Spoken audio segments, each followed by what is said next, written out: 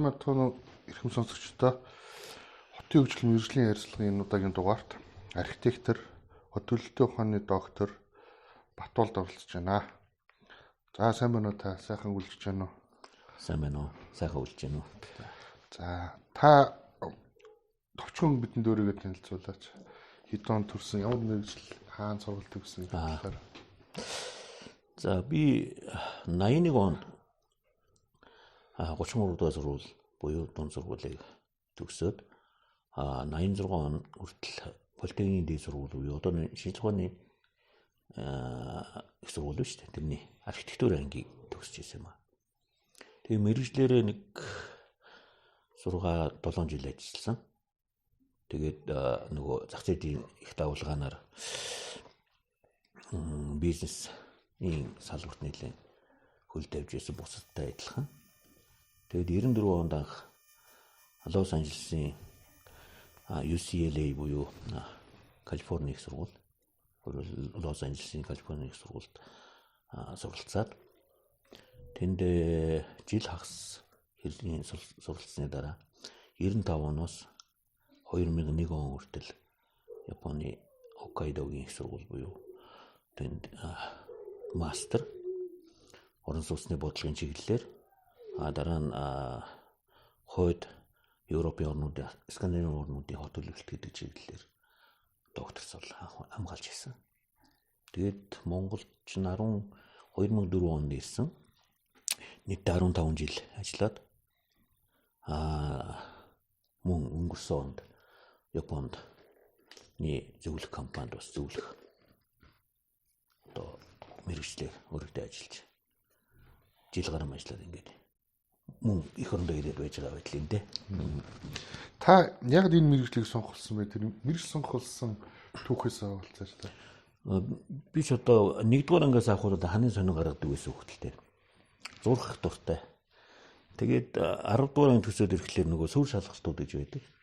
Мэдээж манай сургууль 33 дугаар сургууль тэргүүний сургууль байсан. Боловсролын төвшин харьцангуй сайн олгодог сургуулиудын нэг байсан л да. Тэгээд тоогоорч гайгүй байсан, зургаарч гайгүй байсан гэж аливаар суурь шалгалттай байна гэж үзэж байгаад архитектур анги гэдгийг нэлээд сонирхоод за ер нь зургаараач илүү зүгээр юм болов гэдэг. Тухайн үед архитектурын талаар сайн ойлголтгүй байсан л да. Тэгээд суурь шалгалттай өгөө тэгээд дэмжижсэн. Тэгээд энэ архитектурын мэргэжлийг эзэмшсэн дээ. Хот төлөвлөлтийн хувьд төлөвлөгч босгоо. Хот төлөвлөлтийг анх би нөгөө 94 он төрөний хэлдгээр Америкт Лос Анжелест очоод urban planning бранч гэдэг нэг тийм факультет маягийн юм байдаг гэсэн. Тэн дээр очоод urban гэдэг үгийг олддгүй, учир нь олддгүй. Словардад Монгол нэг тийм жижигхэн толтой байдаг байсан. Тэрүүгээр би urban гэдэг үгийг олохгүй сууж ирсэн л та тухай. 94 он шүү дээ. Тэгээд тэр нөгөө Орсын словар буюу тэрнийг болоод gradastration гэж үг юм байна. Хот байгуулалт гэдэг үгийг яах гэж мэдэж ялаа л да. Тэрнээс хойш тэгээд энэ чинь одоо олон жил өнгөрч энэ хооронд бол мэдээж хот байгуулалтын асуудлууд бол нэлээ одоо хурцаар тавигдаж Монголын томоохон асуудлуудын нэг болоод байна л да. Анх тэгж би хот төлөлтөд танилцж ялаа. Барилгын салбарт тулгамдж байгаа маш олон асуудал мэдээж байгаа. Барилга хот байгуулалтын салбарт те. Тэгээд энэ чухал асуудлуудаас хамгийн чухлаас нь ирэмблээд үнэхээр чухал гэсэн 3-5 асуудлыг нэрлэвэл та алийг нэрлэх вэ? Юуг нэрлэх вэ? Хот байгуулалтын асуудал гэж байна. Барилга хот байгуулалтын асуудал. Яг хот байгуулалт нь илүү төлхөө. Зөв. За би 3 гэж ярих юм бол за олон асуудлуудын дундаас шүүх хэрэгтэй л болж байна. Гэхдээ хамгийн түрүүнд бодож байгаа юм бол эргэцэн орчин байх хэрэгтэй. 1-р. 2-р энэ нөгөө Монголын хот байгуулалт буюу Улаанбаатар хотын хамгийн том хотол биднээс авч үзэхэд нүүдэлчин соёлыг агуулсан гэр хорооллын нэг хэсэг, нөгөөх нь барилгагдсан буюу тухайн үеийн зөвлөлт холбоот улсаар дамжиж орж ирсэн шинэ хот төлөлтийн хот байгуулалтын ийм 2 хэсэгдэр бий болчиход. Тэгэхээр яах вэ гэхээр энийг гэр хороол буюу гэр хороолттой хот байгуулалт гэдэг асуудлыг авч хэлцэх нь хамгийн том асуудлуудын нэг болж байна. За энэ 2 дугаар асуудал. За 3 дугаар асуудал бол яах вэ гэхээр энэ дээрх хот төлөлтийн хуулийн орчныг сайжруулах ахвалаад гэр оролтойгоо цогц нийтэд нь шийдэхэд ямар одоо хотын захиргааны бүтц уу өөрөөр хэлбэл нөгөө хэрэгжүүлэх арга механизм нь ямар байх юм гэдэг дээр нэлээд бодолцох хэрэгтэй болов гэж бодож байна. Энэ нь нөгөө яг хөглөө хот төлөлтийн өөрийнх нь мэргэжлийн чадвартай одоо төсөл төлөвлөгөө боловсруулах мэргэжлийн ур чадвартай хүмүүсийн одоо зөв төлөвлөлтийг саналыг бий болгох гэдэг юм бүгдээр энэ орно гэсэн үг л дээ 3 дугаарт. Өөрөөр хот төлөвлөлтийг хот байгуулалттай хэрхэн уялдуулах вэ гэдэг асуудал. За сүүлийн үед BIM, JS, AI буюу хиймэл оюун гэдэг ойлголтууд нэлээд яригдж болж байна. Та энэ талын нэгдүгээр төсөөллөө байгаж ер нь Монгол улсад сүүлийн үед шинэ технологиг нэвтрүүлэх цаг нь болсон уу? Суурьнууд хангалттай тавигдсан гэж үзэж байна уу? За мөн хот байгуулалт, хот төлөвлөлтийн шатнд энэ технологийн одоо энэ асуудлууд ер нь ямар байдлаар төсөөлөгдөж байна танд? За би сая хэлсэн нөгөө жил гарам Японы зөвлөх компанид хот байгуулалтын дэд үтсийн компани л да. Тэнд ажилласан ажил маань яах вэ гэхээр олон улсын нөгөө хот байгуулалт буюу хот байгуулалтын ухаалаг шийдлүүдийг зөвлөдөг зөвлөх компани л да. Консалтинг гэж ярьдаг. Энэ компанид ажилласан одоо гол туршлага маань яах вэ гэхээр зүүн өмнөд Азийн орнуудад смарт хот буюу одоо ухаалаг хот байгуулалтын шийдлийг хэрхэн хэрэгжүүлэх үү гэдэг дээр төсөл дээр ажиллаж агаад тодорхой Японы төслийн баг дээр өөрөө би голлон оролцоод ингээд ажилласан л да. Энд яах вэ гэхээр хамгийн түрүүнд би мэдэрсэн юм яах вэ нөгөө зүүн өмнөд Азийн хамгийн хөгжил багатай улс орн болох Лаос, Мянмар, Камбож гэдэг энэ улс орнууд дээр ажиллаад үзэхэд тэдний өөрөөр хэлбэл нөгөө нэг хүнд оногдох дотоодын нийт бүтээгдэхүүн Монголоос 3-4 дахин одоо доогуур тийм улс орн байлаа л да. Тэр улс орнууд тийм хөгжлийн доогуур түвшинд байгаа хэрнээ өөрөөр хэлбэл смарт технологи юу энэ хотын ухаалаг технологи ухаалаг хот байгуулалтын асуудлыг шийдвэрлэе гэдгийг бүр засгийн газар ерөнхийлөгч ерөнхий сайдынхаа төвшөнд тодорхойлоод тодорхой бодлогын баримт бичиг гаргацсан байдаг юм билээ. Тэгэхээр энэ баримт бичиг гаргасныг үндэслээд хөрөнгө оруулагч компани буюу би тухайн үед нөгөө Лаос буюу Мянмарт хөрөнгө оруулна гэсэн Таиландын Амата гэж мундаг том консорциум том компани байдаг. Тэр яасан гэхлээр ерөөсөө Лаос буюу Мянмарын Янгон гэж тэр том эдийн засгийн том хот байгаа. Тэнд смарт технологиг суурилсан хамгийн том одоо аж үйлдвэрийн парк байгуулъя. Угаасаа энийг байгуулсныхаа үр дүнд хотын нөгөө ухаалаг шийдлүүдийг бий болгоё гэдэг юм төсөл дээр би ажилласан л да. Тэгэхээр ер нь хүн амын орлогын түвшин эдийн засгийн байдлыг хараад үзсэн ч гэсэн манай Монгол улс бол ялангуяа саяны ASEAN-ы орнууд гэж ярьдаг. ASEAN-ы орнууд доторх хамгийн хөгжлийн түвшин доогуур улс орнууд хүртэл ухаалаг шийдлийг сонгож байгаа болохоор бид монголчуудын хувьд бол одоо хүмүүсийн чадах, оюун санааны чадах байна, мэдлэг боловсролын төвшин байна. Хүмүүсийн нөгөө ухаалаг технологиг хэрхэн аж амьдралд одоо амьдралдаа хэрэгжилж гин үү гэд энэ бүх юуг одоо төвшинг одоо тодорхойлоод үзэхлээр ерөөсө хоцрогдох уу болоогүй гэж би ерөөсө мэдрээгүй. Би бол юу гэдэг ялва нэг ном зохиол юм ааш нөгөө аэропорт мэдээллийг те диссертац юм уушаад ярьж байгаа юм шиг нэг бол яг амьдрал дээр үзсэн. Лаосын жунгл дотор явж агаад нэг жижигхэн тосгонд очиод тэрний хот төлөвлөлтөнд би танилцаад юу тэд нар мөрөөж яах гэдгийг уншиж хараад мэдээд өөрсдөө нь ярилцаад за манай Монгол яатсан юм бэ л гэж бодож байлаа. Улаанбаатар хотын хүн ам хөдөө орон нутгаас хот руу чиглэсэн их нүүдлийн үр дүнд хитэх өссөн гэж зарим нь үздэг те. Энэ талаар төвөргө бодлого болж нь хот руу чиглэж байгаа нэг нүүдлийг зогсоох нь зөв эсвэл ингэж байж тэгээд өөр бодлогоор одоо сааруулах эсвэл ямар бодлого байж болох вэ гэдэг талаар. За ер нь хөдөө орон нутгаас нийслэл Улаанбаатар шилжих хөдөлгөөн бол одоо бидний мэдэх бүр социализмын үеэс нэлээд байсан л да. Тухайн үед бол иргэдийн шилжих хөдөлгөөнийг хуулиар буюу зохицуулалтаар торгоож альсвал нөгөө зохицуулж чаддаг байсан л да. Тоогийн. Өөрөөр хөдөө орон нутгаас Улаанбаатарт орж ирэхэд маш их нөгөө одоо бичиг баримтын буюу эргэцэн одоо нөхцөлтэй болохын тулд нэлээд одоо иргэдийн одоо хүчин чармаалт альсвал нэлээд хүндрэлтэй асуудалтай шийдэж Улаанбаатар хотын иргэн болдог байсан.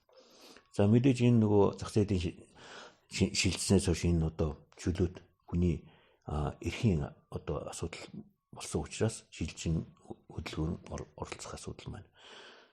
Энийг бол зөвхөн миний бодож байгаагаар бол альва хөгжлийн асуудалд хүч хэрэглэх буюу ямар нэгэн байдлаар нөгөө иргэдийн эрхэнд халтсан тийм үйл ажиллагаа шийдвэр одоо тийм засаглалын нөгөө захиргааны арга хэмжээ авах бол хамгийн муу гэж үзэж байгаа юм л да.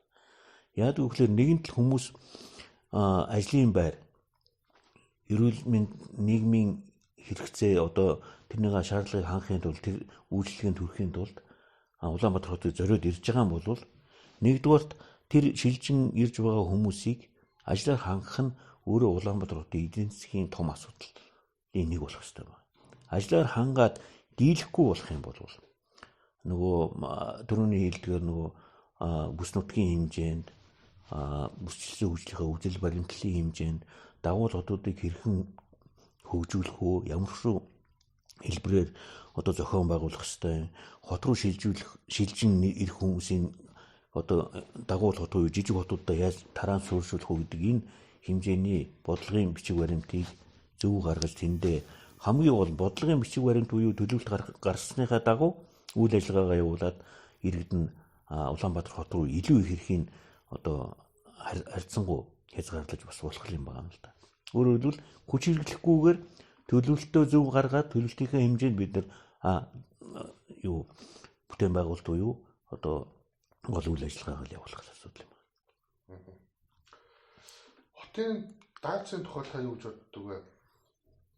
Хот ер нь даацтай юу? Улаанбаатар хотын даац хэтэрсэн бол яг юуны даац хэтэрсэн бэ те? Ер нь даац гэж юу хэлж байна? Хотын даац гэж яриад юм. Энэ бол олон талт юм байгаа юм л да. Олон талаас нь ярих хэрэгтэй юм. Зүгээр аль талаас нь ярил одоо иргэдэд нийтэд хүртээмжтэй юм бэ гэд асуудал гарч ирнэ л дээ надад ч. Зүгээр би бодоод байгаа.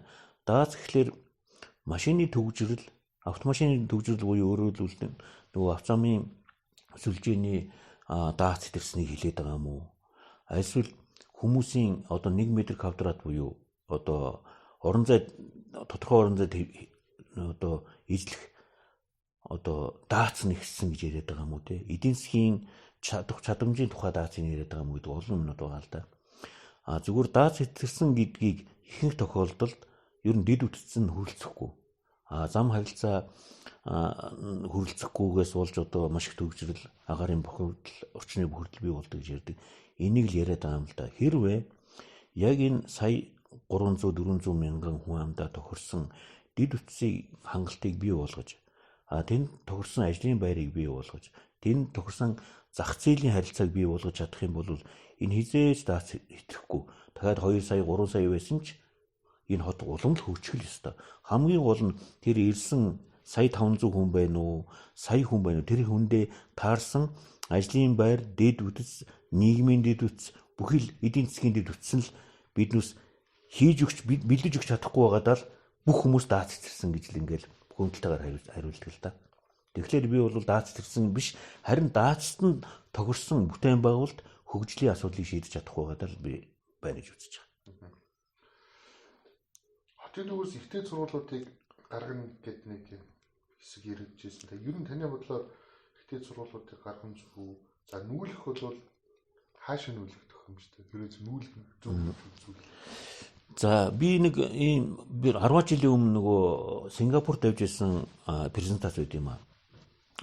Тэр ч хот байгуулалтын тухайд семинар бишэлдэ эдийн засгийн форум байсан. Тэн дээр би нэг 2 слайдаа наадах чинь нэрэнгууд саналаа л да. Сингапур хотын яг хотын бизнесийн төвд байгаа нэг слайд зураг байдیں۔ Улаанбаатар хотын төвд одоо манайхаар бол одоо юу юм да их сургуулийн 1-р 2-р хавийн зураг байсан баха. Тийм 2 слайд зураг байдаг л да. Нэг зураг нь болохоор Сингапурыг юу яаж байгаа банк санхүүгийн буюу бизнесийн байгууллагуудын дандаа цав цагаан цамцтай зангиатай хүмүүсийн маш их одоо бөөгнөрсөн тийм зураг байдаг. Нөгөөх нь Улаанбаатар хотын төвийн зураг гэхлээр дандаа джинс өмссөн оюутнуудын зураг байсан. Тэрнийг Сингапур руу хараад инээж ирсэн л да. Танаад яг эдийн засгийг бүтээдгүү те бодит эдийн засгийг бий болгодог оюутнууд ч хотын төвд одоо хамгийн сайхан байдгийг байж тэгэж байна. Тэгэхээр яах вэ гэхээр бодит эдийн засгийг бий болгодоггүй, бодит эдийн засгийн үр дүнийг авчирдаггүй хүмүүс өөрсдөө хотын төвд байна гэдэг чинь манай хотын төв эдийн засгийн харилцаанд оролцоогүй байна л гэсэн үг. Хамгийн эдийн засгийн харилцаанд, зах зээлийн харилцаанд орж чадсан хот байх юм бол тэнд хамгийн их одоо эдийн засгийн буюу бизнесийн чадхтай, чадамжтай улсууд тэнд одоо ажиллаж амьдарч явах хэрэгтэй байна. Гэтэл манай хэсэг болоод байна л да. Яг энэ ягаад их сургууль үлдсэн гэхлээр энэ социализмын төлөвлөлт л дөө. Тэр үеэс үлдсэн сургуулиуд л байгаад байгаа. Би бол архитектор хүний хувьд, хот төлөвлөгч хүний хувьд энэ юу оюутны кампус юм уу? За кампус гэж ярихад юу юм бэ? Хэд хэдэн тасархай энэ их сургуулиудыг хотын төвөөс гаргах нь зөв гэж үздэг. Улаанбаатар хотыг тойроод дүүрэн юу вэ нү газар байгаа шүү дээ. Тэгээд наадах чинь олон жил би бас нөгөө ажлын хэсэгт оролцвол тодорхой хэмжээгээр оролцож ирсэн л дээ. Нэг нь баруун за жишээлбэл хэлээ л дээ. Би заавалгүй тэр газар хэлээд байх. Нэг нь зүүн тишээ давиг юм нөгөө наа зүүн чи болдгоо баруун тиш. Нөгөө зүүн тишээ шүүмжлэгдсэн хүмүүс нь баруун тиш шүүмжилдэг. Өөрөөр сэтгэл юу гэдэм бэ? Нөгөө үзэл бодол ерөөсөө нийлж өгдөг байхгүй. Болдог бол үзэл бодлыг яг цав авцалдуулаад за энд бид нар хотын кампус авчих хэрэгтэй байна гэх юм бол энэ хотын төвд байгаа их сургуулиудын газрын үнэлэмж бол асар өндөр байгаа. Тэр барилга байгууламжийнх нь зах зээлийн үнэлэмж бол асар өндөр байгаа. Тэндээс маш их мөнгө одоо хөрөнгө оруулалтыг босгож болно. Тэгэхээр тэрүүгээрээ хотоос зайдуу кампус бий болгох юм бол бид нар эндээ жинхэнэ эдийн засгт хамгийн идэвхтэй оролцдог бизнесийн салбаруудаа оруулах юм бол энэ төвжирлийн асуудлаас ахуулаад газар зохион байгуулалт менежментийн асуудлаа зөв шийдэх хамгийн том алхам руу орно гэж үздэг. Энэ оюутнууд одоо хамгийн гол төвжирлийг бий болгодог гэдгийг л нөгөө манайхан чинь ярьдаг шүү дээ. Google-ийн 18 оны 7 сарын 11-ний зургийг би үзчихсэн л да. Хотын төвд ямар цөөхөн машин байна. Тэгээд тэр 18 оныхаа 9 сарын зураг 10 сарын зургийг үзсэн. Тэгсэн чинь дахиад машинууд нь өөрчилжээ. Энэ Google-ийн мэдээ шүү. Зүгээр одоо бид нар машин цөөрслөө юу яаж байгаа гэдэг юм биш. Өөрөөр хэлбэл те энэ бодит байдлаар тэр нөгөө Google Map буюу тэр нөгөө сансараас авсан зургийн мэдээлэл маань биднээсийн хот байгуулалтын одоо төвлөрөл буюу автомашины тэр одоо нэгтрэл хэрэглээний тэр нөгөө потенциал даацыг харуулж байгаа юм дээр шүү дээ. Тэгэхээр нүүлгсэн дээр аль болохоор Улаанбаатар хотын захиргааг тийм амархан нүүлгэж болж байгаа юм чинь их сургуулиудыг яагаад болохгүй гэж. Тэгэх юм бол энд жинхэнэ бизнесийн орчин бүрдсэн Улаанбаатар хотыг бий болгоосаа л гэж бодож байна. За, эсрэг усны бодлыг хотын төвөөс нүүлгсэн тийм. Энэ ер нь байршлын хувьд зөв гэж боддог уу? Эсвэл одоо өөр газар байх хэрэгтэй. Эсвэл одоо байгааг өргөтгсөн зүг байх хэрэгтэй. Одоо яг өнгөрсөн л гэхдээ зүгээр тийм л дээ. Наад өнгөрсөн асуудал байна. Гэхдээ ер нь бол ганцхан л үгээр товчхон хариулахад буян тухайгийн нисэх хонсны буудал ганцхан талаасаа буудаг. Өөрөөр хэлбэл зүүн баруун үгүй зүүн зүгээс ирж байгаа онгоц биш үү? Одоо Японоос ч юм уу Солонгосоос ирж байгаа онгоц. Нэг удаа буян тахад нисчээд бүтэн тойроод баруун талаасаа буудаг байхгүй. Энэ маань нөгөө нисэн онгоцны буудлын чадамжийг асрах одоо чадамжийг бууруулж байгаа юм л да. Ямар ч нисэн онгоцны буудлууд олон улсын зэрэглэлийн буудлууд хоёр талаасаа буюу аль талаасаа буух онгоц буух тийм боломжийг бий болгодог л да. Тэгэхээр буян тухай бол тэр нөгөө нисэн онгоцны хүлээж авах чадамжийг бууруулсан тэр ганцхан талаасаа орцтой гэдэг талыг бол нэлээд шүүмжлэгдэж яригдчихсэн л да. Тийм ч учраас нөгөө 2006 онд байна уу? 2006 онд би нөгөө барилга хотын улсын яамд байхдаа анх Airport City гэдэг үгийг би ч гаргасан биш л дээ. Японы мэргэжилтэнгүүдтэй хамт ярьж байгаад Монголд Airport City гэдэг имийг хийх хэрэгтэй байна. Тэр нь хаа байхыг би бол мэдэхгүй. Буянтхаа бол хитрхи хязгаарлагдсан юм байна гэдгийг хэлж ирсэн. Тэгээ тухайн үед засгийн газар хөдлөөд 2006 оны 2 сард ч Японд очиод манайх шинэ нисэн онгоцны буудалтай болмоор байна. Олон улсын зэрэглэлийн гэж санал тавьж ирснийг би сандаг. Тэрний баримтчгийг бол яамд байхад би бэлдэж байсан л да. Тэгэхээр саяны буянтхаа онгоцны буудал бол яалтчгүй шинжлэхдэх ёстой байсан. Харин би хөшгтийн үндийг зөв буруу гэдгийг бол би бол одоо шүүмжлэхэд хитрхи орой байна. Ямар ч гэсэн энийгээ сайжруулах ёстой, улам хөгжүүлэх хэрэгтэй гэж үзэж байна. Улаанбаатар хотын хамгийн их том асуудлуудын нэг бол утаа тий. Хотын утааг бууруулахад багасгахад ямар алхмууд хийх ёстой? Одоо төр зэхээс хийгээд байгаа алхмууд зөв үү буруу юу? За энэ гэр ороолын агаарын бохирдлын асуудал бол цогц асуудал юм л да. Жишээ нь зарим хүмүүс болохоор газар шийдэ гэдэг, заримуд нь цахилгаанаар шийдэ гэдэг, зарим нь түлшээр 100-аар шийдэ гэдэг. Энэ 20 жилд ер нь маш олон аргуудыг ярьж эхэллээ л дээ. Тэгээд зүгээр бид нар одоо энд ирсэн байгаа нь Монгол агуудаа баригдсан яндангүй байшин.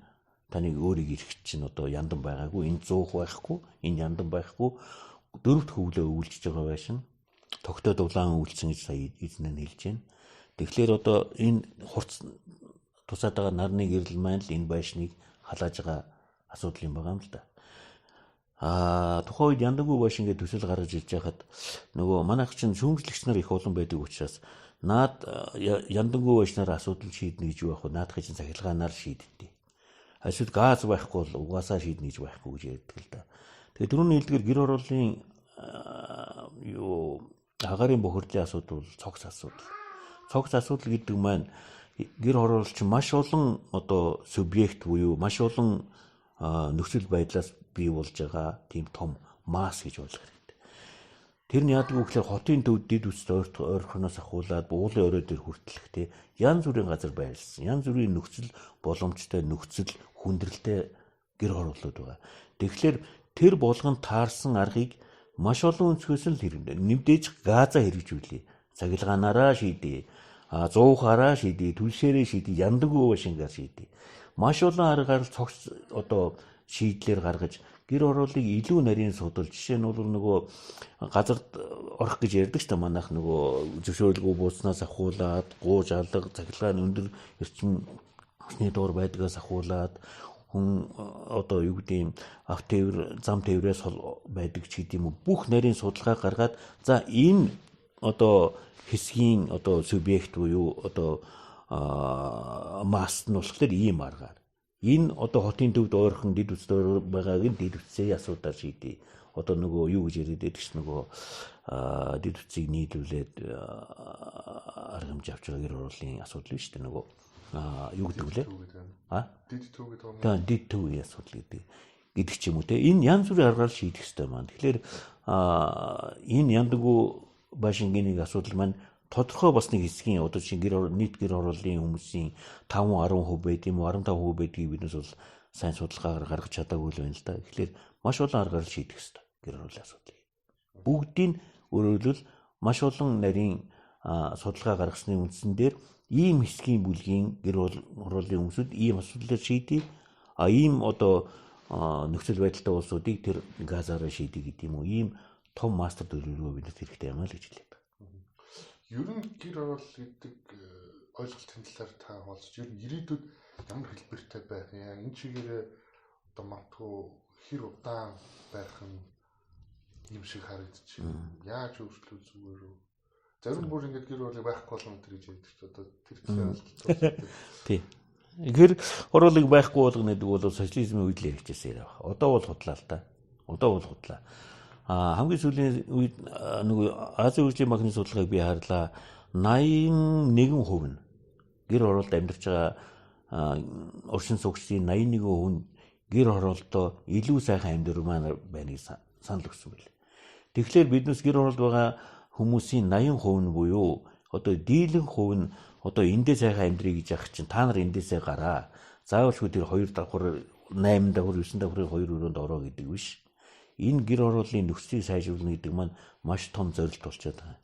Тэгээ магадгүй одоо бид нар одооноос хот байгуулалтыг жинхэнэ хот төлөвлөлтийн зөв онолоор хэрэгжүүлье гэх юм бол гэр хорооллын асуудлыг шийдэх ёстой.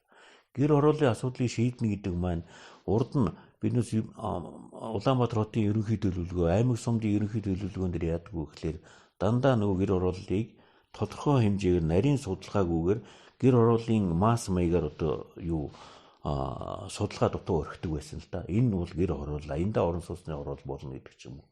Тэр бол хот төлөвлөж байгаа хүмүүс өөрсдөө хуурж байгаатай л адилхан асуудал. Хот төлөвлөж байгаа хүмүүс үүнээс хойш юм болох хэвээр бол энэ гэр хороол маань эндээ үргэлжлэх юм аа. Энэ гэр хороол байж байгаа хүмүүсийг харин илүү одоо нийгмийн буюу дэд үтсийн үйлчлэгийг яаж илүү авах хэрэгтэй юм бэ гэдэг дээр маш нарийн судалгаа хийх хэрэгтэй. Урд нь гэр хорооллын хэсэгчилсэн буюу нарийн судалгаа хийж исэн үйл ажиллагааны төлөвлөгөөнүүд бол тун ховор байд юм билээ. Одоо бол бид нар гэр хорооллоо судлах, гэр хорооллыг дахин харах цаг үе нэхэлсэн. Улаанбаатар хот буюу Монгол улсад байгаа альва хот одоо суурин газрууд бол заавалчгүй гэр хороол барилгацсан гэж нэг 2 хуваагдмаар байна. Бусад улс орнд бол хотын төв, хотын сав төв буюу дараа нь одоо хотын зайдуу газар л гэж яригддаг болохоос биш шал өөр амьдралын хэв маягтай тэгж 2 хуваагддаг юм байдгүй. Зүгээр хөгжиж буй улс орнд бол яг нөгөө ядуусын хороол морол гэдэг байдаг л да. Чи манай гэр хороолч ядуусын хороол биш шүү дээ. Энэ бол жинхэнэ монголчуудын өөрсдийнх нь өдий болтол авчирсан амьдралын хэв маяг.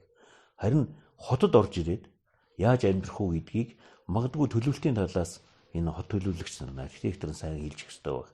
Хэрэгжүүлэх талаас нь тухайн одоо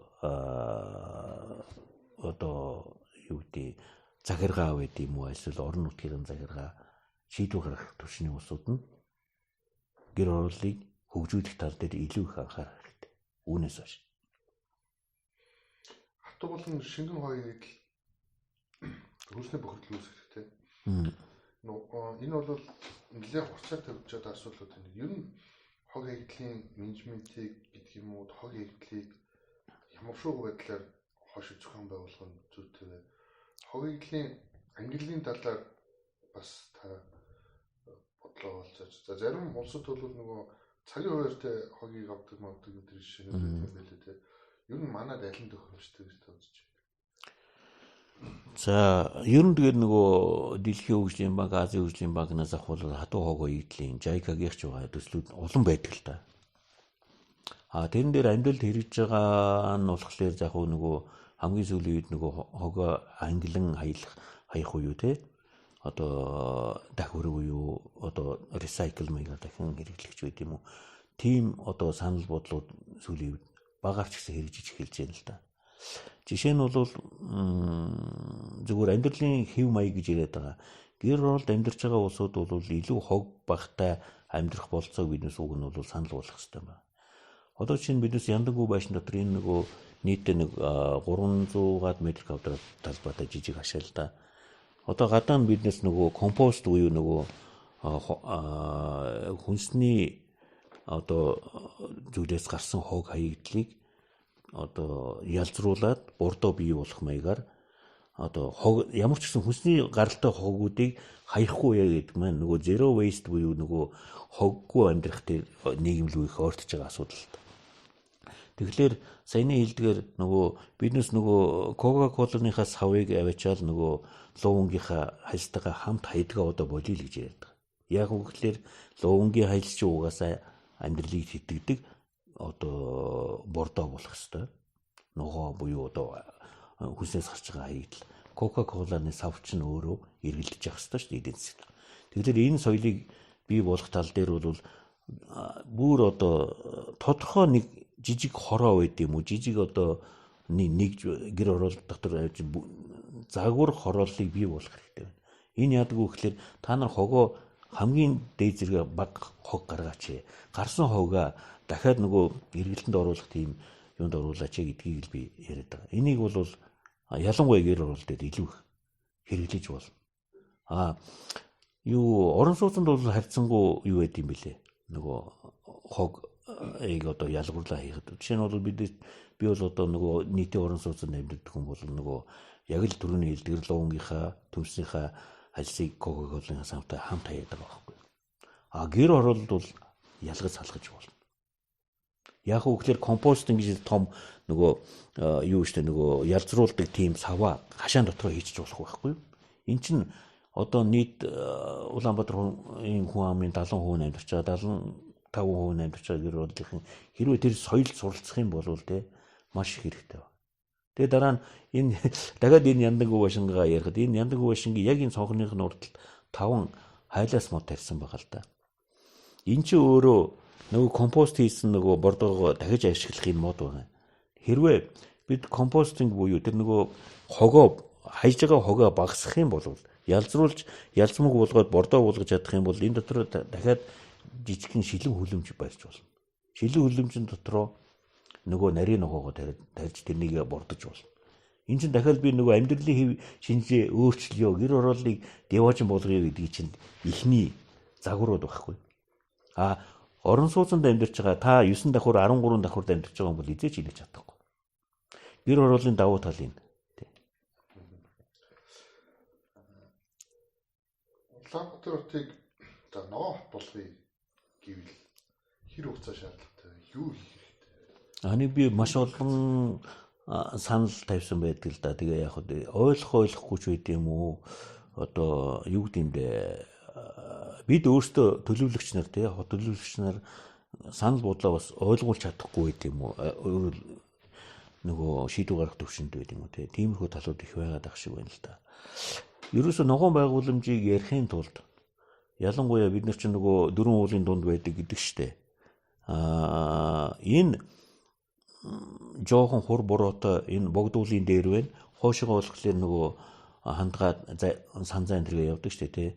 Энэ ч өөрөө маш борооны юу байхгүй нөгөө цуглардаг чийг хур авчирдаг энэ их том масс байгаа юм л да. Эндээс ирсэн усыг бид нар хамгийн гол нь зөвөр ашиглах хэрэгтэй байна. Сэлб гол байна, Улаастан гол байна, ийшээ нөгөө юу гэдэг лээ зүүн салаа гэж ярьдаг шүү дээ нөгөө жижиг гол байгаа. Энэ болгон дээр усан санг бий болох хэрэгтэй. Бид нэр ногоон байгууламж буюу ногоон эдийн засаг, ногоон Улаанбаатар хотыг ярихын тулд эхлээд цэнхэр байгууламжаа л ярих хэрэгтэй гэж ярьдаг. Цэнхэр байгууламж гэдэг маань юу? Ус. Усгүйгээр мод тарьна гэж байхгүй, усгүйгээр ногоон байгууламж барьна гэж байхгүй. Тэгэхээр бид нар энэ Пуул голч бай, Сэлб голч бай, Улаастаа голч бай энэ чинь одоо 100 жилээр ингээл урсаал хойшоо Орос руу гарч байгаа шүү дээ тий. Энийг тогтоож бариад ногоон байгууламж болгоно гэдэг маань өөрөө том стратегийн том төлөвлөгөө байх хэрэгтэй. Усан сангийн байгууламжуудыг хийдэг туршлага Монголд их байгаа дээ л. Тэр талын инженерийн мэдлэгтэй хүмүүс бас маш бага байна.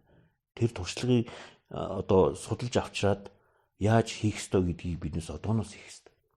Өөрөөр хэлбэл усны мэрэгчлэлтэнгүүд буюу усны инженерингийн байгууламж хийдэг инженерингийн тийм мэдлэггүйгээр бид нар саяны одоо байгууламжийн тухай ярихын аргагүй болчиход байна л да. Тэгэхээр бид нар эхлээд ногоон байгууламжаа бий болгохын тулд устай болъё. Усыг яаж гэр хороолд аваач тэр нөгөө их хэмжээний мод тарьдаг юу бахад тэр сүлжээг бий болгоход тэр нөгөө тээврийн буюу альсвал нөгөө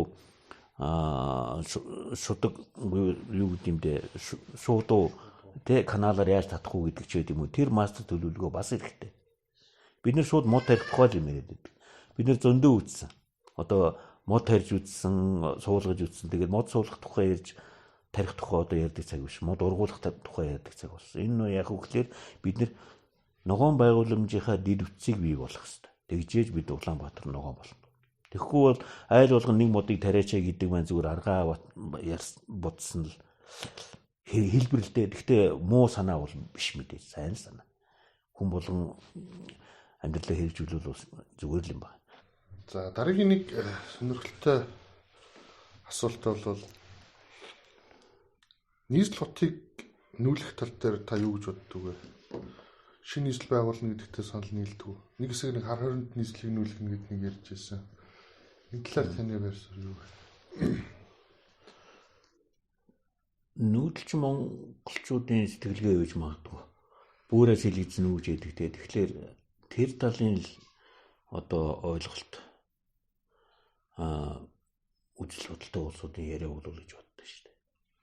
Ямар нэг улс орнд заавалчгүй нөгөө оюун санааны санамж гэж байх хэрэгтэй. Эртний грек ром бүрээс илгээд явсан бол ямар байх хэрэгтэй юм те. Берлинийг дуурайж нийслэлээ одоо өөрчилсөн түүх байдаг гэж заримуд нь ярьдаг л да. Яг нөгөө дэлхийн 2 дугаар дайны үр дүнд одоо Бонн гэдэг нийслэл рүү одоо ялт шуулстрын шийдлэр тэр нүүжсэн тал байгаа баг. Тэгээч нөгөө Берлин буюу Германтай харьцуулахаар Монголтой харьцуулах арга маш том эдийн засаг шүү дээ. Дэлхийн Европын одоо EU-гийн орнуудын эдийн засгийг хөдөлгдөг улс орн бол хаашаага ямар нийслэлээ одоо шилжүүлж явах нь тэднээс асуудал, тэдний чадамжийн асуудал тий. Гэтэл бид нар энэ одоо барилгацсан хэсэг газар хотын төвөөгөө тойрсон гэр хорооллын асуудлаа шийдэж чадаагүй гэж дахиад шинэ газар нийслэл авчирна гэдэг бол миний бодлоор бол тэр бол том мөрөөдөл гэж боддог. Энэ бол боломжгүй. Үгүй энэ боломжгүй. Энэ бол шал худлаа. Хэсэгхэн одоо юу гэдэг засаг захиргааныхаа нэгжийг шилжүүлэх тал юм байж болох юм тэр бол. Тэр одоо хар хорон байна өөр газар өнөдөө бол мэдэггүй. Гэтэл Монгол улсын түүхийг бий болгосон одоо анх нөгөө одоо их хүрээ даа хүрээ гэж ярьдаг шүү дээ. Энэ одоо бүрсүрээ сэлгээд энэ их одоо эдийн засгийн том олон улсын эдийн засгийн том коридор дээр зогсдог шүү дээ. Транссибирийн төмөр замын гол зогсож байгаа Улаанбаатарыгаа тий. Өөр ямар одоо эдийн засгийн тийм голдч одоо юу гэдэг координац тэр коридортой явж холбогч байгаа би мэдэхгүй. Тэгэхээр энэ бол зүгээр л судалгаа муутай сэтгэлийн хөдлөх их хөөрөлтөй улсуудын яриа болов гэж бодож байна. Тэрний оронд Улаанбаатар хотыг илүү эдийн засгийн хувь чадвартай, илүү иргэдэн ажралтай сайн сайхан амьдарч болох болцоотой, ажлын байртай тийм одоо юу гэдэг нийслэл хот болгож хөгжүүлнэ гэдэг маань том асуудал шүү дээ. Нүүн гэдэг бол худлаа. Дими асуудал. За хотын бас нэг төрийн утааны асуудал ярьсан. Одоо нэг бас том асуудал бол төвжирлийн асуудал. Үүнийг бууруулахад ямар алхам хийх ёстой вэ? Нийтийн тээврийн асуудлуудыг хэрхэн шийдвэл зүгээр вэ? Ямар төрлийн нийтийн тээвэр Улаанбаатарт ер нь зохимжтой гэж та үзэж байгаа? Би яг одоо энэ дээр судалгаа дээр сууж байна л да. Сүүлийн 30 жил ялангуяа энэ нөгөө хөгжиж байгаа улс орнуудын зүүн өмнөд Азийн жишээлбэл энэ улс орнууд сүүлийн 30 жилд автомашины тоо 3 дахин өссөн гэж. Өөрөөр хэлбэл энэ автозамын төвжирэл буюу автозамын одоо төвжирлээс улбаатай нийгмийн янз бүрийн одоо дэд бүтцийн асуудал бол улс орнууд маш олон улс орнууд яг давтагдж байна л да. Манайх Монгол яг адилхан тийм. Тэгэхээр ер нь юу гэмдэ нэг хүн нэг унаа буюу өөрөөр хэлбэл одоо түрүүний хэлдгээр зүүн Азийн зарим нэг улс орнууд бол нэг хүн нэг мотоциклтэй байгаа юм л да. Та бүхэн мэдж байгаа. Бангладеш байна, Индонез байна, Таиланд байна. Тэр мотоциклийн тэр аймаг том төвчрэлтэй хэдэн саяараа одоо тэр зам дээр байдаг тийм. Манайх болохоор пүрс болоод байх шиг байна л да сүүлийн үед. Тэгэхээр энэ нэг хүн нэг унаагаас шилжилт хийж те илүү нөгөө нийтийн тээвэрлэлөө шилжих гэдэг нь болохоор нөгөө эсрэгээр хөгжингөө орнууд би нөгөө ялангуяа Монголын уур амьсгал хүн амын нэгтрэлтэй ойролцоо Скандинавын орнуудыг нэлээд судалдаг л да. Тэнд яадаг вэ гэхээр ерөөсөө хүмүүс сүүлийн одоо энэ 20 дугаар зууны сүүлээс ахуулаад унаанасаа татгалзаж эхэлж байна л да. Өөрийн одоо майка гэж яриад тийм нэг ойлголт байдаг л одоо мини машин гэдэг тийм. Тэр нь ямар ойлголт байсан гэхээр 20 дугаар зууны ойлголт байсан юм байна. 20 дугаар зууны ойлголт дэлхийн 2 дугаар дайнаас хойш Америкт маш өндөр том хурдны замуудыг бий болгосон. Автомашины одоо айл болгон 2 машинтай, 1 машинтай байх болцоог бий болгож өгсөн Америк гэж үздэг л дээ. Тэрнийг Европ дийлж чадаагүй. Европын орнууд яасан гэхээр илүү их нөгөө Америк маягийн хурдны зам, давхар замыг хийж яснаа. Үгүй боли энэ Америк биднес дуурайж болохгүй юм байна гэж. Тэгэхээр Улаанбаатар хотын хувьд бол яах вэ гэхээр тэр автомашины хэрэглээг багасгах нь гэдэг маань нийтийн тээврийн асуудал руу эрчимтэй шилжих цаг үе ирчээд байна л гэж үздэг. Яг үгээр энийг бусад улс орнууд одоо хэрэгжүүлээд хийгээд эхэлсэн. 21 дугаар зууны сонголт бол хүмүүс ингэж бодож эхлэх хэрэгтэй гэж хэлдэг. Над үнэхээр автомашин хэрэгтэй юм уу? Одоо манай гэр бүлд. Би эсвэл зүгээр автомашиныг лизингээр хэрэглэж болох юм шүү хэрэгтэй үед. Эсвэл би заавалчгүй А-зэгээс Б-зэгт очихын тулд автомашинаар биш ердийн хөсөг гэж ярьдаг одоо дугуй те цахилгаан дугуй одоо юу гэдэг те тийм одоо хэрэгслээр би зорчиж болохгүй юу гэж. Эсвэл бүр би алхачихъя л да гэдэг сонголтыг хийдэг болж эхэлж байна л да. Энэ сонголтыг хийх болцоо нь Улаанбаатарт айгүй одоо хүнд болоод байна. Яах вэ гэхээр машинагаа асаагаал за би 10 минутын дараа очигээд уцаар ярил гардаг 1 цагийн дараа очдөг те. За би энэ үхэн өөрхөн газар юм байна да. Явчих да гэж бодвол машинаа асаадаг яг одоо орсныхоо үүдэн төвчрэл ингэ зогсдог. Тэгэхээр энэ нөхцөл байгаад байна. Дээрээс нь за тэгвэл би автомашинаа болио л да тэгвэл би дугуугаар явъя гэхлээр дугуугаар явдаг зам нь одоо айгүй маш хязгаарлагдсан байна. За дугуугаа болио тэгвэл яшиг явгуу явъя. Явгуу явна гэдгийг би одоо сүүлийн үед явгуу явж өөрөө их судалгаа хийж үзэж байна л да. Ерөөсөө явгуун хүн, настай хүн, хөгжлийн бэрхшээлтэй хүмүүст ерөөсөө л яаж энэ хүнийг бүдрээж унгаах вэ? Яаж энэ хүнийг юм мөргүүлчихөд толгоогоор нь түрүүн би гудамжинд явж байгаа толгоогоо юм мөргөхөө шахлаа шин. Сарвтай малгай өмсөж байгаа. Тэр хүн хэрвээ толгоор нь мөргөөд тусгах юм бол тэр хүний л хойх болж байгаа байхгүй. Тэрний хийсэн дэд үтсийн компаниуд эзэж хариуцлага хүлээхгүй те. Тэгэхээр Улаанбаатар хот аяндаа ер нь тэр автомашинаас татгалзах үе нийтийн одоо хэрэгсэл рүү шилжих гарцаагүй одоо том алхмуудыг хийх хэрэгтэй. Энэ нэхлээд явган явах, дугуугаар явах хорон зайг хэдүүлээ ерөөсөө хот төлөөлөгч бид нарт маш хөрөнгө хэмжээгээр одоо санал тавьж эхлэх хэрэгтэй байна. Энэ яадаг вэ гэхээр явган том нөгөө walkway одоо юу гэдэг parkway гэж ярьдаг иймэрхүү тийм нөгөө том явган замын буюу явган дугуун том коридоруудыг бий болгох юм гэдэг. Баруунаас зүүнээс баруун хойноос урагшна. Энэ том коридоруудыг бүр төлөвлөлтөөр бий болгох. За дараа нь автомашинаас татгалзахын тулд дугууны хэрэглээнд оруулна гэлээ шүү дээ. Дугуй хаана л хаана тавьдаг зогсоолтой байж болдог. Тэр нь аюулгүй хулгайлт алдагддаггүй те. Бороо шороонд цогцддаггүй тийм зогсоолуудыг бий болгоё те. Ингэснээр маш олон хүмүүс нөгөө прүс машинаас татгалздаг болж эхэлнэ. За прүс машинаа унаад явах биш. Энэ ойрхон зам юм чинь ерөөсөө машинаараа явуулгүй дугуйг сонгоё гэдэг ч юм уу те. Энэ нөхцөл байдлыг бий болгож чадах юм бол бид нар маш том дараагийн үе шатанд орно. Тэрний дараа нийтийн тээвэр. Нийтийн тээвэр гэдэг нь BRT гэж яриад юм л да. Энэ нь Азийн хөгжлийн банк нь манайхан шахаад байдаг гэж би ойлгодог шүү дээ. BRT бол судалгаагаар харахад хүн ам ихтэй. Одоо түрүүний би хэлдэг зүүн өмнөд Ази улс орнууд маш том 6 8 игнэ том замтай ийм улс орнууд BRT болж байна. Манайд энэ BRT төсөл зарим талаар жоохон доголдолтой байгаа, асуудалтай байгаа, хэрэгжүүлэхэд хэцүү байгаа гэдгийг би зарим хүмүүсээс сонсч байна л да. Энэ яг үгээр манайд одоохондоо тийм том коридорын орон зай байхгүй учраас BRT жоохон хүндрэлтэй юм шиг байна. Эсрэгээр LRT буюу одоо хөнгөн галт тэр гэж ярьдаг да. Манайхаар бол одоо орчин үеийн трамвай, электрон цахилгаан трамвай. Энийг бол эсрэгээр нөгөө хөгжиж байгаа улс орнууд хөгжсөн улс орнууд одоо хөгжингүй улс орнууд хэрэгэлт юм байна. Европ, Америк улсууд.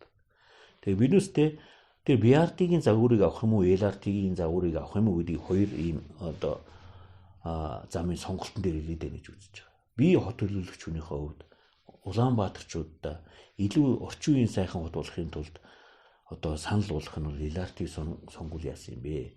Хөнгөн галт тэргийг.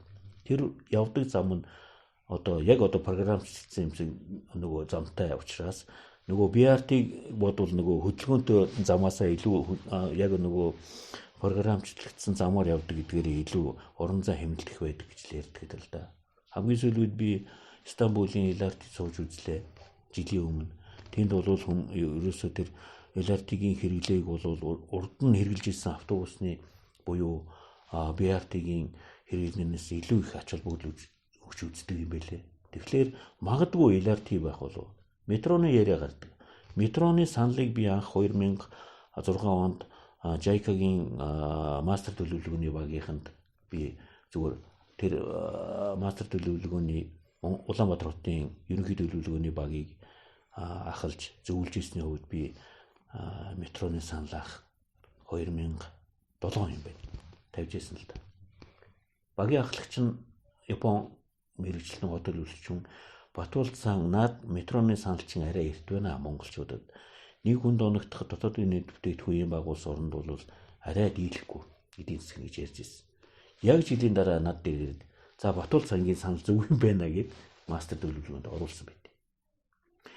Тэр нь яасан гэхлээр зүүнээс өмнөдөөс хоошоо гэдэг. Тэгэхээр 610 сая долларын өртөгтэйгээр санал явагдаж байгаад тэр чинь мастер төлөвлөгөөний судалгаа чинь 3 жил орчим явагдсан байдаг багш 9 он хүртэл. Тэгээд сүүлдээ хамгийн үр дүн нь болохоор 1.5 тэрбум дээр очсон байдаг. Өөрөөр нөгөө өртгөн өсөөл байгаа байхгүй. Тэгэхээр Улаанбаатарын эдийн засгч өөрөө тодорхой одоо яг одоо нөгөө лимиттэй эдийн засаг шүү дээ тий. Улаанбаатарын эдийн засаг даахуугүй гэдэг л асуудал юм бол метроны асуудал бол. Хэрвээ эдийн засгийн даах юм бол эдийн засгийн даахгүй бол метро боли. Энийг бол шууд одоо метро хэрэгтэй штэ хэрэггүй штэ гэж ярихаасаа илүү энэ бол шууд хотын эдийн засгтай л хотын эдийн засгийн чадамжтай л болоотой. Чадахгүй байх юм бол бага хэмжээгээр юу яадаг л да бид нар гів гинтхэн нөгөө асуудлыг шийднэ гэж түрүүний хэлдгээр би цогцоор нь асуудлыг шийдэ гэж яриад байгаа штэ. Дандаа үе шаттайгаар хэрэгжүүлнэ. Магадгүй LRT үе хөнгөн галт тэрэгний асуудлыг шийдэх юм бол бид нар хуучин энэ нөгөө төмөр замынхаа юу штэ те трассыг ашиглаж болно гэж ярьдаг. Тэмдэг саналуудыг би бол нэлээд гаргаж ирсэн л да. Тэгээд дараа нь баг жижигхэн тойрог одоо үүсгээд тэр хөнгөн галт тэрэгнийхээ асуудлыг шийдээ. Тэрнийгээ дахин нөгөө цагираг бий болгоод хөгжүүлэх үед юм үе шаттайгаар 15 жил 20 жилээр яригдах асуудалтай юм дандаа. Өөрөөр бид нэр 20 жилийн дараа 30 жилийн дараахыг л боддог төлөвлөдөг улсууд чинь бид нар хот төлөвлөгч нар шүү дээ. Тэгэхээр илүү зохимжтой олон нийтийн тээвэр бол ирээдүйдээ шүү дээ. Ойрын ирээдүйдээ бол LRT байх болов гэж бодож байгаа. Мэдээж автобусны үйлчилгээ байх хэрэгтэй баг. Автобусны цахилгаан байх хэрэгтэй баг. Цахилгаан автобусыг өөрсдөө цэнэглээд явдаг байх юм уу? Заавалчгүй агаараас дүүжлээтэй байх юм уу гэдэг бол тэр бол технологийн асуудал. Тэрийг бол яаж шийдэж болно гэж бодож байна. Тэгээд нөгөө Монголын инженерүүдийнхээ автобусны асуудлыг шийдэе мэдээ гэж яриад янз бүрийн байдаг байх зүгээр. Болж л өгвөл юу л да Монгол хүмүүстэй итгэсэн дээр шүү дээ. Эхлээд эдүүс эвдэрдэг автобус юм. Бөө хил аманд орно. Бөө хариуцлаганд орно. Тэрнийхээ дараа зассан тэрнийг. Зассан асуун автобус нь арай сайжирна. Тэрнийхэн дараа жил бүр сайн бол. Ингэж л явдаг.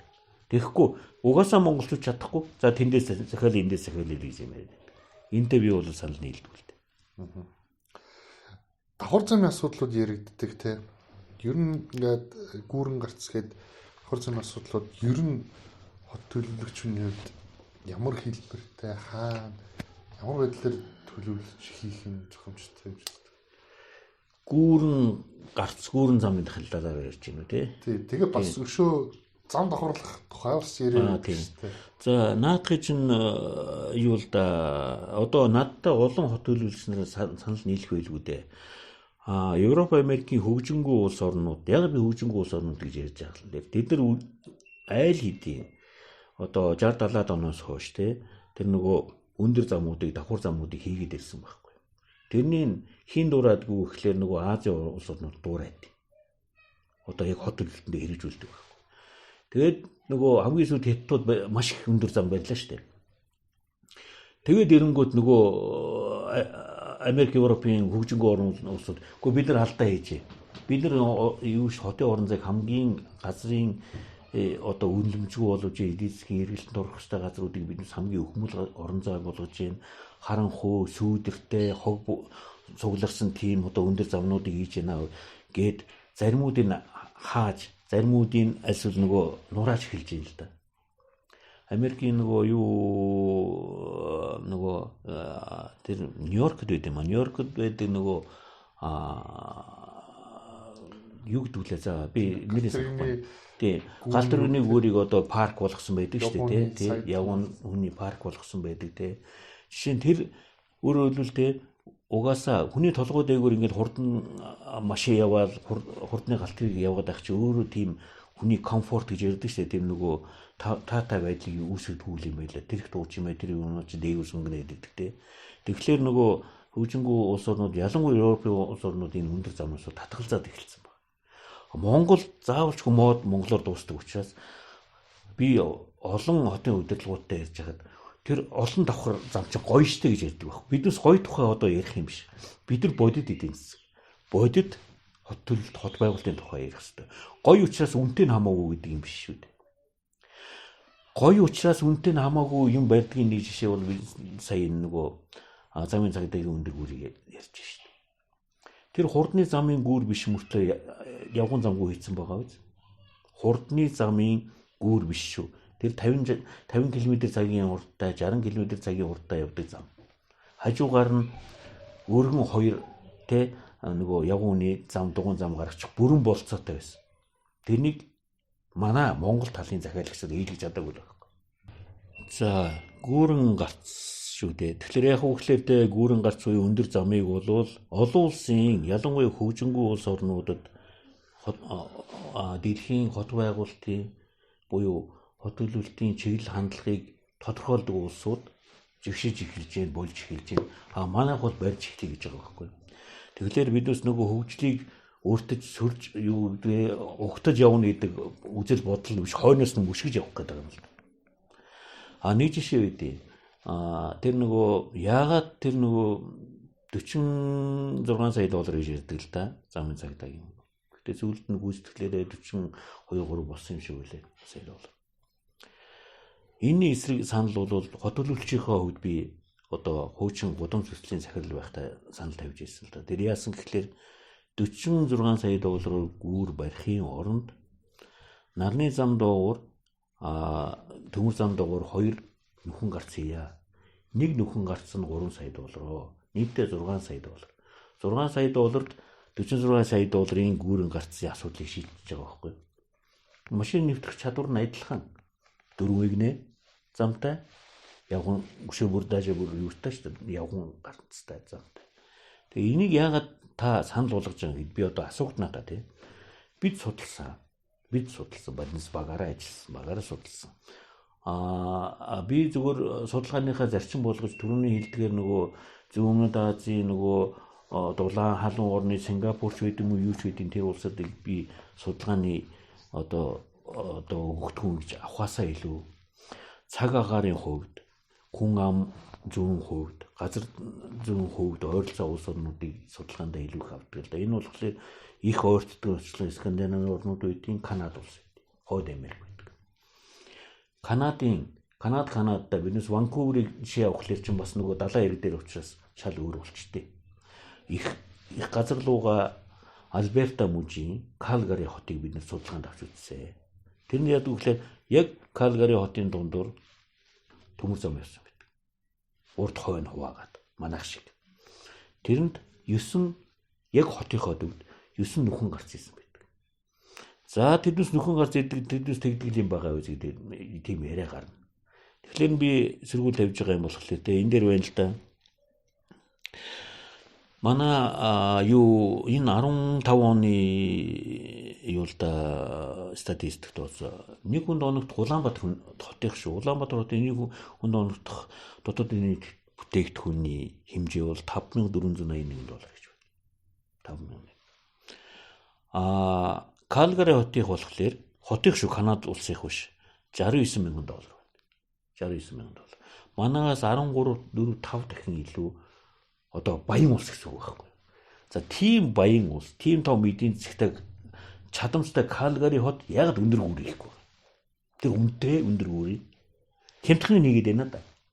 Тэгэхээр ерөөсөө биднүүсийн хот байгуулалт гэдэг асуудал ерөөсөө эдийн засгийн байгуулалтын тухай асуудал байхгүй. Эдийн засггүй, бодит эдийн засггүй хот байгуулалт гэж байхгүй. Тэгэхээр бид нарт 46 төгрөгөөр гүүр барих уу, 6 төгрөгөөр нөхөн гарц хийх үү гэдэг асуудлыг бид хамгийн гол нь зөв шийдлээ гаргаж явах хэрэгтэй байхгүй. Тэгэхээр гадаадын олон улсын жишээг судалж байгаа юу нэхлээр тэд нар юун дээр смарт ухаалаг юу шийдэл гаргасан бэ гэдгийг л бид нар олж харах хэрэгтэй. Тэрнийг бодит хот байгуулалтанд тусах хэрэгтэй байна тийм. Зүгээр би бодоод идэв энийг одоо захиалсан тэр гүүрэн гарц ч байд юм уу дахин гүүрэн гарц хий гэж одоо дахин одоо 104 зам баруун 4 зам дээр бас давхар юм хийж яриад байгаа л да. Тэр хүмүүс хэр зэрэг мэрэгжлийн чадвартай байж судалгаа хийж чадсан бэ юу гэдэг дээр одоо бид нар асуух хэрэгтэй байна. За та ямар үндэслэлтэйгээр энэ их өндөр үнэтэй бүтээн байгуулалтыг хийх гээд байгаа юм бэ гэж. Тийм л юм байна. Бас нэг юм байна. Би түрүүн Лаос гэж ярьсан те. Лаосын би хойд хил дээр очиж ухаалаг одоо хот байгуулалтын төслийн судалгаагаар явж байгаа юм л да. Яг хятад Лаосын хил дээр жижигхэн тосхон байна. Тэнд бол ерөөсөө биднээс юу гэдэг магадгүй зүүлж хэлэхэд одоо манай юу шүү дээ 40-50-аад оны ч юм уу те. Тийм маягийн амьдралтай улсууд байгаа байхгүй. Тэнд бол зам хөгжөөгүй, тэнд бол дэр хөгжөөгүй, тэнд бол сахилгааны эрчим хүч жолигтой хөгжөөгүй газар л та. Тэгсэн чи яадаг вэ гэхээр хятадууд цаанаас нь дэд үтс тавьж өгч байгаа. Мяасан гэхлээр өндөр хурдны зам 16-17 метр дээгүүр одоо тийм олон хөлтөө тийм одоо харь гаригийн ертөнцийн шиг юм харагдаж байгаа байхгүй. Нөгөө Лаосын харсан чинь 19 дугаар 18 дугаар зам харагдаад байдаг нөгөөдөг нь өндөр зам нь болох тийм. Тэгэхээр дахиад тэр яадаг вэ гэхээр Лаос дахиад тэр өндөр замыг 59-ийнхаа хэрээр өрөнд ордог байхгүй. Маш том өрөнд орно. Бид нар одоохондоо өрөнд орж хэлээлээ л та том өндөр зам тавьснараа. Тэгэхээр эдийн засгийг зөв төлөвлөж хот төлөвлөлттэйгээ холбосныхаа хэрээр бид нар үр дүнд хүрнэ. Түрүүний хэлдгээр маш том олон давхар замаар биднээс төвжирлээ шийдэх юм уу? Зүгээр л явган зам дугуйн зам хийснээрээ төвжирлээ шийдэх юм уу? Би төвжирлийг 100% шийднийг шилж чадахгүй мэдээж. Явган зам дугуйн замаар. Гэхдээ тодорхой хувийг үйлсний нийтийн тээвэр үйлснээр нөгөө хотын төвийн яг одоо нөгөө бизнес дистрикт гэж ярьдаг нөгөө Central Business District. Тэрнийхээ төлөвлөлтийг биднээс дахин гаргая. Тэнд машинуудыг хязгаарлалтад оруулдаг болгоё. Тэ? Тэнд бизнес дистриктэд тойруулсан нөгөө олон давхар газраас дээш газраас доош зогсоолуудаа хий. Ийм маягаар шийдэхгүй юм бол биднээс Чикагод утсан чинь тийм байсан гэж ярьдаг усуд их байдаг шүү дээ. Их гоё те нөгөө ийм гоё өндөр зам харсан гэл. Тэр нь ямар ус үлээ, ямар эдийн засгтай ус үлээ тэр хамаагүй юм яриад юм л та. Бид нар яг бодит эдийн засагт тулгуурласан аль болохоор зээлэнд буюу гадаадын зээлэнд тулгуурласан хот байгуулалт биш. Одоо байгаа эдийн засагт тааруулсан чадамжинд тааруулсан хот байгуулалтыг сонгох ёстой. Тэр нь илүү тогтвортой хөгжлийг бий болгох. Тогтвортой хөгжлөөс угаасаа тэрийг ярьдаг шээ. Нийтийн тээврийн бас нэг хувилбар яриад байгаа шүү. Давхар зам шиг нэг замын метро гэж яриад байгаа. Зарим нь нөгөө дүүжин нэг тээврийн хэсэлтэн тэр төлөвлөсөн зарим нэгнээсээ орж ирсэн ч гэдэгс суралцуулаад тэр талаар таны бодол юу? Юу шүү дээ нөгөө дөрөвний л ярьдаг асуудал. Яг хөөхлөр бид нар дахиад мөнгөө тооцох хэрэгтэй. Яг Улаанбаатар хот эдийн засгийн ямар чадамжтай юм бэ өнөөдөр тий? зээлж болно. Зээлийн чадамж ус биш үү те. Одоо 100 төгрөг зээлвэл насаараа өрөнд орчхоор байх юм бол магадгүй 5 төгрөг зээлчдэг бол чадамж байгаа юм байна шүү гэдэг ч юм уу те. Тэр үнэлгээл хэрэгтэй. Тэр монорейлч үед юм уу одоо тэр нөгөө дүүжин гэж яриад байгаа тэр бол тэнгэрийн мөрөөдлийг бий болгож байгаа. Гэр оролын асуудлыг гэр оролд ямар орлоготой хүмүүс байгаа вэ? Ямар эдийн засгийн потенциалтай улсууд байгаа вэ? Тэрэндээ таарсан дэд үсэхгүй юм болвол тэр дүүжигнүүлээд тэр одоо тэр айхтар өндөр тэ инженерийн байгууламж байгуулна гэдэг бол угаасаа тэр нөгөө эдийн засгийн баланс алдагдсан шүү дээ.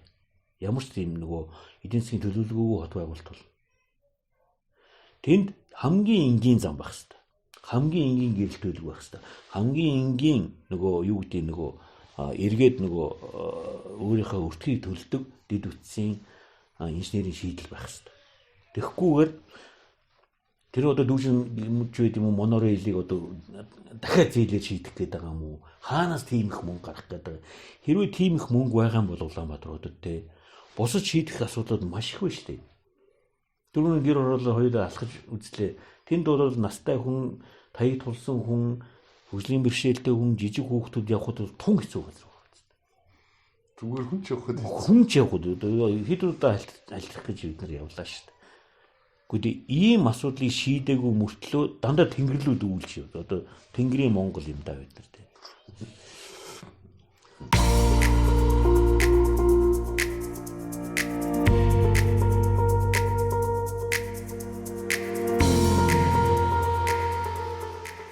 Хотын гоо зүй гэж танихаар юу вэ? Улаанбаатар хотын гоо зүйн бодлого, төлөвлөлт гэж байх ёстой юу? Хэр байх ёстой бол ямар байх вэ? Чинь тийм юу шүү дээ. Ер нь бид нар хот байгуулалт гэж их ярьдаг л да. Хот байгуулалт. Хот төлөвлөлт гэдгээ хүртэл цөөхөн яриад байд. Тэрэн дотор хотын дизайн буюу urban design гэж юм бид. Urban design-ийн талаар ярьж байгаа юм цөөхөн. Urban design бол биднээсийн одоо юу гэдэг юм бэ? Биднээс хувийн секторууд болохоор гоё шилэн офисууд бариад л тодорхой шүүрдээ цэвэрлээд авах болохоос биш. Гудамжинд гараад тэр нь угаасаа шавар шавхай хог новш штэ. Тэгэхээр биднээс нөгөө urban design буюу нөгөө хотын орон зайгаа илүү сайхан болгох гэдэг тал дээр бол үнэхээр муу ажиллаад байна л да тий. Илүү ногоон болгодог, илүү нөгөө явах таатай орчин бүрдүүлэх нөгөө skinny street гэж нөгөө сүүлийн үед гарсан байгаа. Бүр арьс одоо гудамж бий болох нь шүү дээ. Арьс гэж шууд орчуулж болохгүй л дээ. Яг үгээр тэр нөгөө маш гоё нөгөө хавтанцраар тий өнгийн тий гоё хүн хайлтдаггүй тийм гоё хавтанцраар гудамжаа бий болох нь байна л да. Тэрний дагсан гоё өндөр гэрэлтүүлэг юм уу гэдэг нөгөө нар марнаас гэрлээ авдаг цахилгаанаа яадаг тэр гэрэлтүүлгээс ахуулаад тий энэ юм руугаа бид үнэхээр явахгүй байна. Энэ чинь нөгөө жижиг төвшин дээр очихлаар гэр оролд очихлаар нөгөө өөрийнхөө хашааг цэвэрлж угаацаа гудамж руугаа асрахтай яг адилхан. Нийтийн орон сууцнд амьдарч байгаа улсууд нь гэрээ цэвэрлж коридортой хажууд хогоо хайдагтай яг адилхан л байна. Уул нь биднээсийн юм чинь одоо хотод амьдарч байгаа хүмүүсийн юм чинь хүнийх нь орон зайнаас гадна хотын орон зай аль нь л байхгүй юу? Гудамжинд гарсан ч бас гоё байх хэрэгтэй байна. Биднээс хаач явсан хөгжингөө орон дандаа тийм байдаг үстэй. Биднээс дандаа гудамжаар явдаг ямар гоё хөгжсөн юм бэ гэдэг. Тэрнээс яг хөглөд нэг urban design-аа сайн хөгжүүлчихсэн. Тэрэндээ идэх мөнгө зарцуулдаг. Тэр нь urban design-ыг сайн хэрэгжүүлсэн хот нь яг хүнийхээ төлөө хот болж чаддаг тийм. Биднээс хүнийхээ төлөө юм хийж чадахгүй шүү. Энэ л гэсэн үг. Urban design-ыг бүр өөр төвшөнд тавиачих хэрэгтэй.